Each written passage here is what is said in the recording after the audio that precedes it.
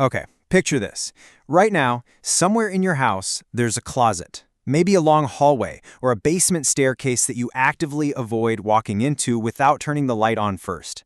You just stand there, staring into the pitch black, and you feel that sudden, sharp hesitation gripping you. We all know that feeling, right? But here's the thing. You know there is absolutely nothing in there. I mean, you've checked that closet 100 times before. You know the exact layout of your own home perfectly. But despite all of that totally rational logic, your hand still automatically reaches for the switch before your feet are willing to take even a single step forward. So what's going on here? Why do you still do this? Why does your brain suddenly just hit the brakes the moment the lights are out? And then, click. You flip the switch, the room floods with light, and boom, the tension completely vanishes. It's like it was never there.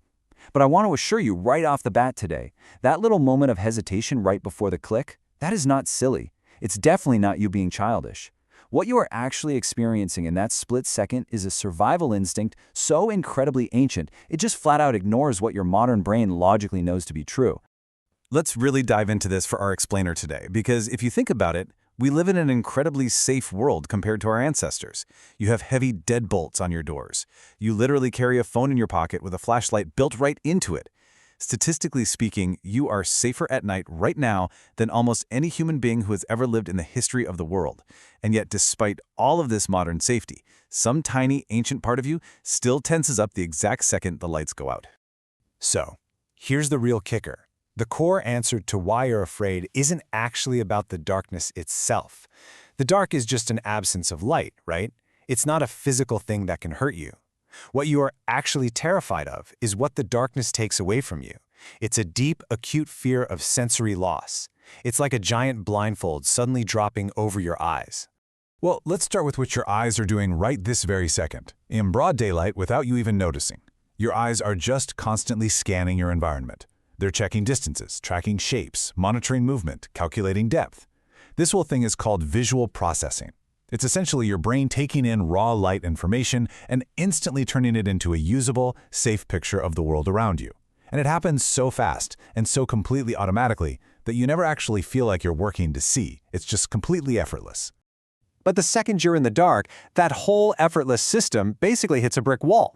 Not because your eyes suddenly stopped working, but because there simply isn't enough light for them to use. And this brings us to some fascinating work by the late psychologist Daniel Kahneman, who spent his entire career studying how the human mind makes decisions. He found, time and time again, that uncertainty itself creates stress, completely separate from whatever the actual danger turns out to be. Your brain, which has been processing non-stop visual data your entire life, absolutely hates missing information. When it's suddenly surrounded by unknowns, wondering if that weird shape in the corner is an intruder or just that pile of laundry you've been ignoring, it panics. Not knowing is its own kind of threat. To really get this, we need to zoom out and compare your situation today with your ancient ancestors. On the one hand, you, perfectly safe indoors. On the other, your ancestors out in the wild. For nearly all of human history, nighttime was genuinely, terrifically dangerous. Anthropologists who study the evolution of human fear, like researcher David Balbeck, point out that early humans were incredibly vulnerable after dark. Nighttime predators, like massive big cats, were a real, constant threat to early humans who were sleeping out in the open or in simple caves. Without reliable night vision, humans were at a massive disadvantage compared to the daylight hours when they could actually see those threats coming from a mile away. Because of that extreme vulnerability, it basically boiled down to a brutal process of natural selection. The humans who survived long enough to have children were, generally speaking, the ones who treated the darkness with extreme caution. The relaxed ones, the ones who just wandered freely into a pitch-black forest without a second thought, yeah, they simply were less likely to survive long enough to pass that calmness on to the next generation. Which means, in a wonderfully strange way, your nervous system today is inherited directly from the ancestors who were appropriately terrified of the dark. And you know what's wild? That ancient programming is still running in the background right now, clear as day. Modern psychology studies on fear responses show that humans across vastly different cultures, living in completely different environments, consistently display the exact same physical reactions in the dark.